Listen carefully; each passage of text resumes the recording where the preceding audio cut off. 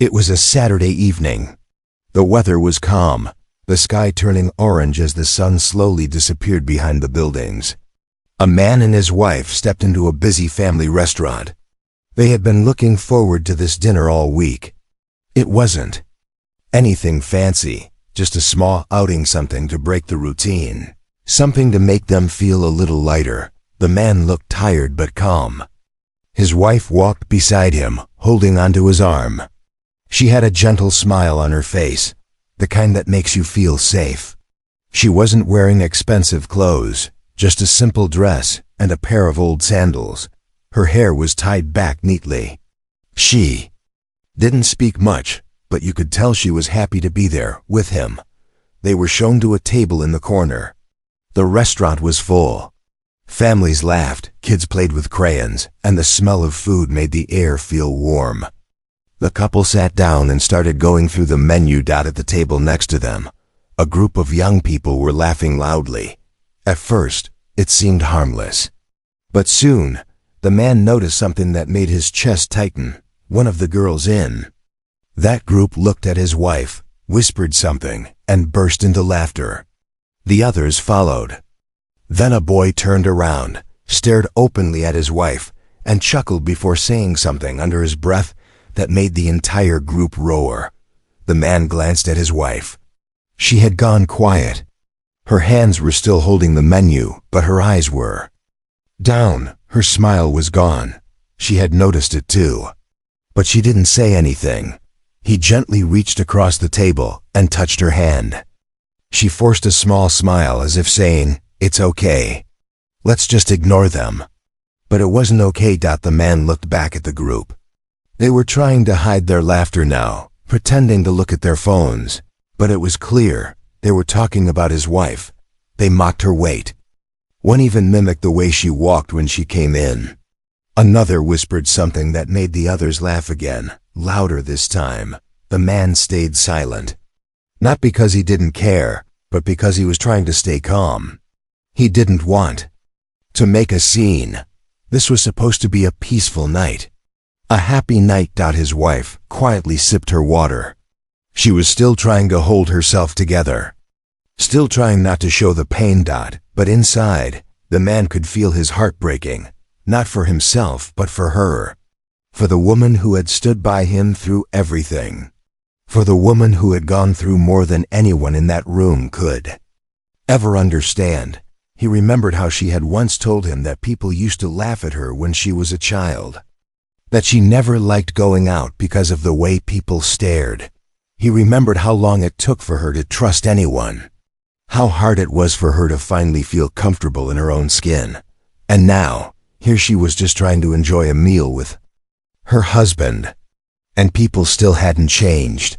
The man took a deep breath. He looked around the restaurant. Some people had noticed what was happening. They looked uncomfortable, but no one said anything. Not the staff. Not the families sitting nearby. His wife picked up her fork and tried to smile again. "It's fine," she whispered, but it wasn't fine. And then, just as he was about to speak, one of the boys said something louder than before, a cruel joke about the scar on her neck.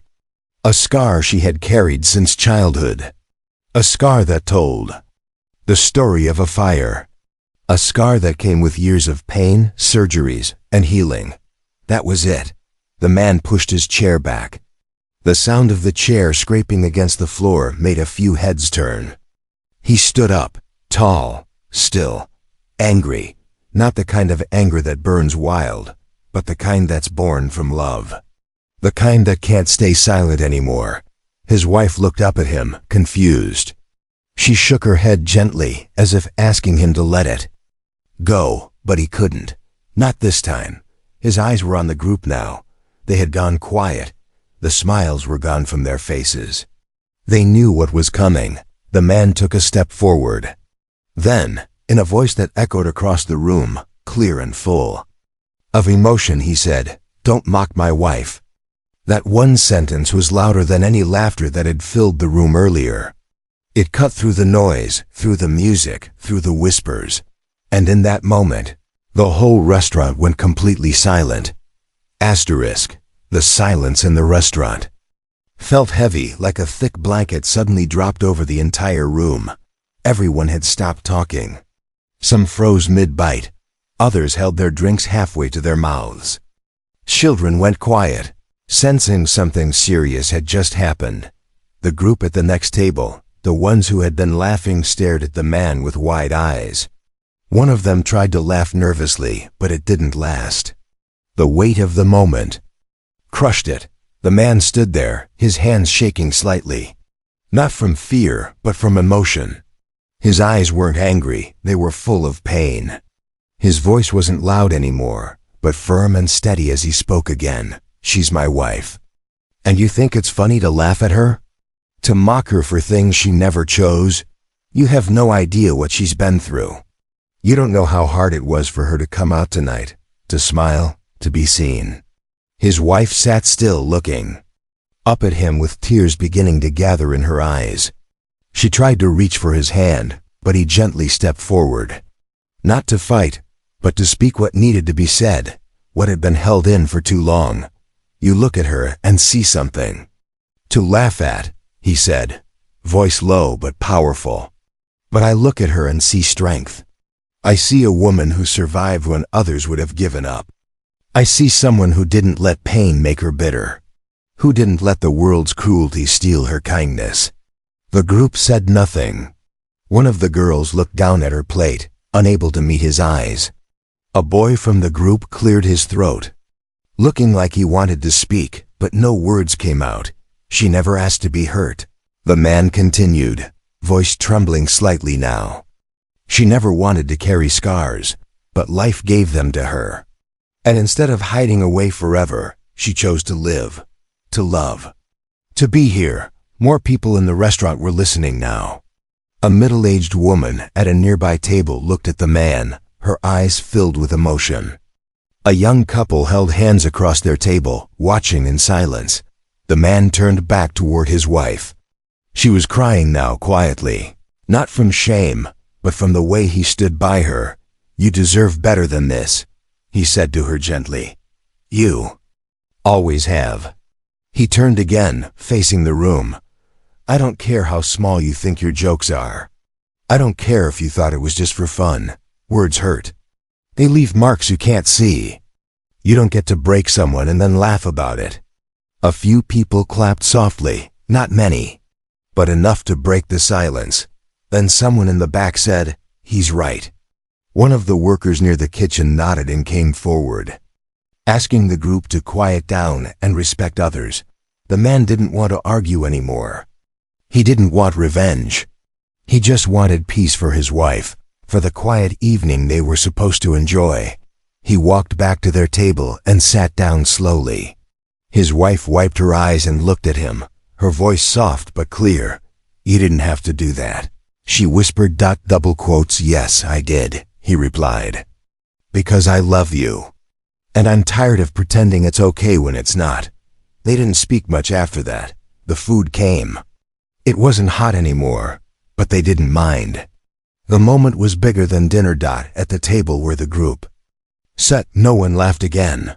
One of the girls pushed her plate away. The boy who had mocked the scar looked straight ahead, eyes red. Their fun night had ended with a mirror being held up to them, and they didn't like what they saw. The rest of the restaurant slowly returned to its usual sounds: forks tapping plates, quiet conversations, soft background music. But the energy had shifted. There was more awareness, more respect. The man and his wife quietly finished their meal.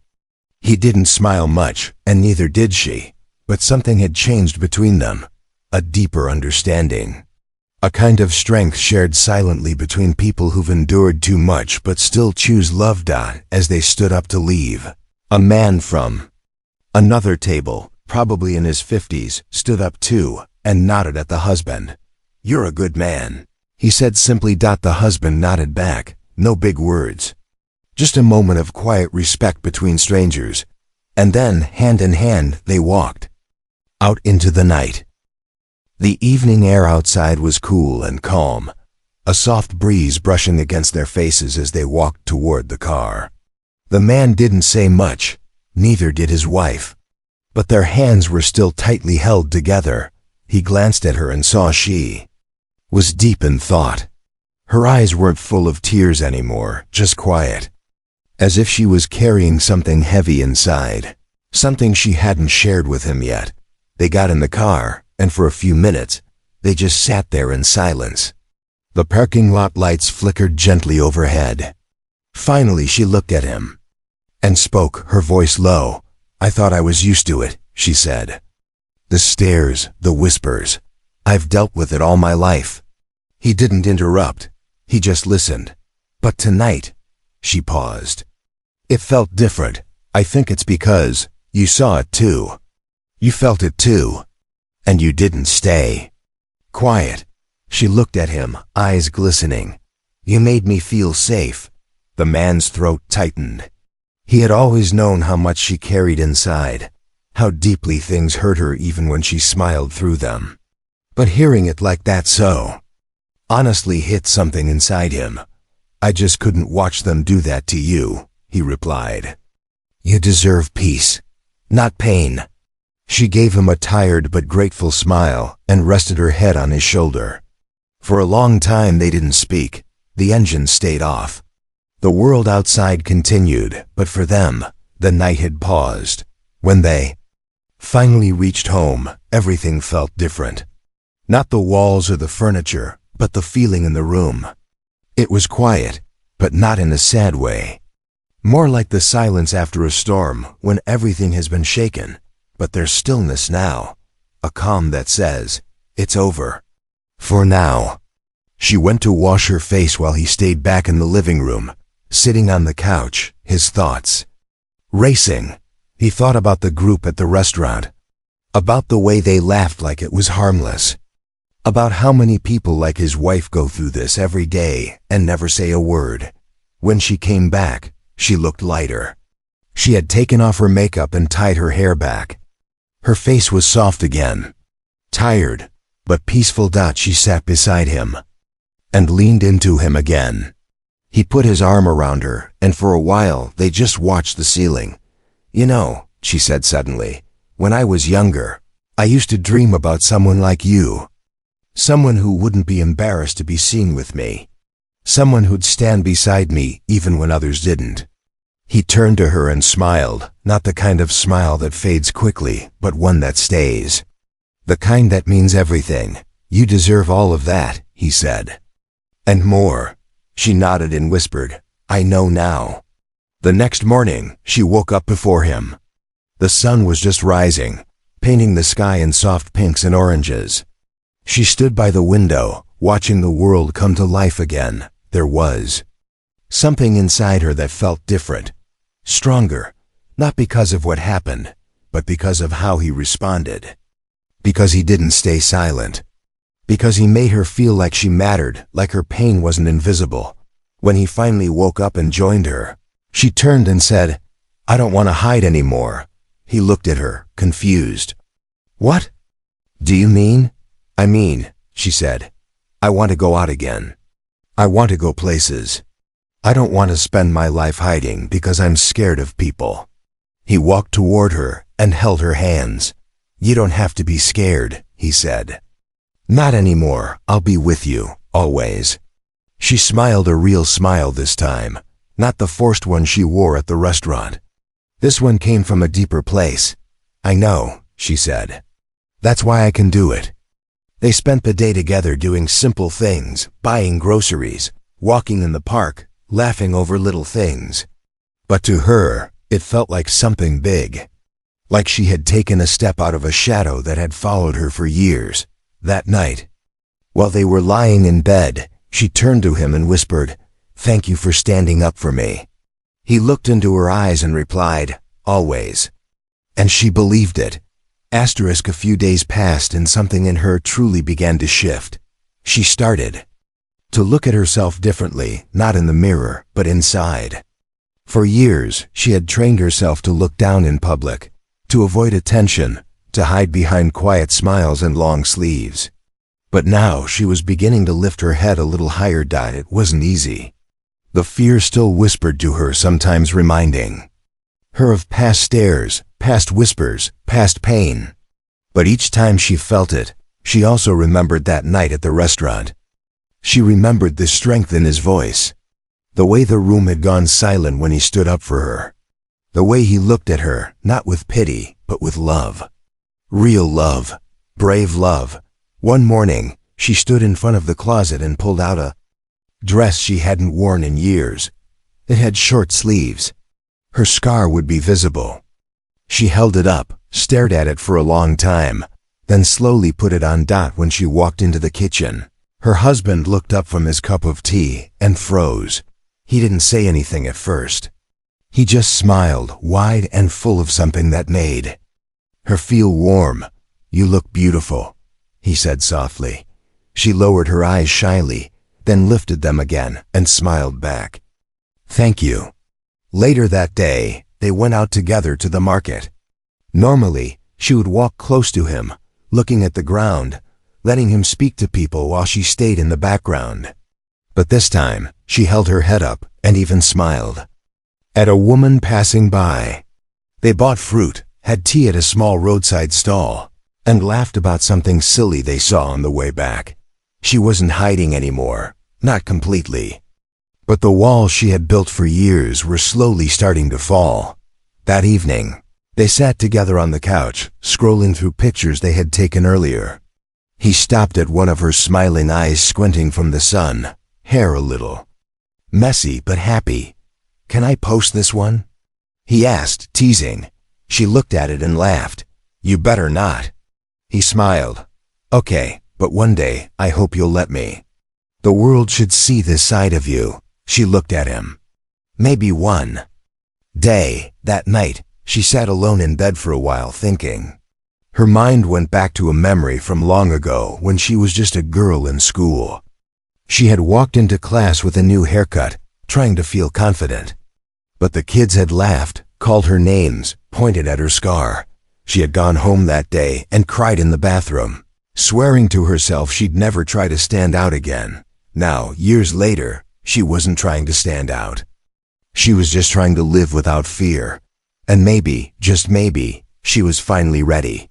The next day, something happened that made everything feel real. They were at a small cafe in the city. A group of women were sitting nearby, talking loudly. One of them kept staring at her. She felt it, that familiar sense of being watched, judged. Her stomach tightened. Old habits tried to return. But then, she remembered what he had said. "You don't have to be scared. Not anymore. I'll be with you, always." She gently reached across the table and held his hand. He looked at her, confused at first, then understood. "Are you okay?" he asked. She nodded. "Yes, I just needed to remind myself." He smiled, squeezed her hand and said, "You've come so far." And she had. When they left the cafe, she didn't look down. She didn't hide behind him. She walked beside him, holding his hand tightly, proud not just of him, but of herself.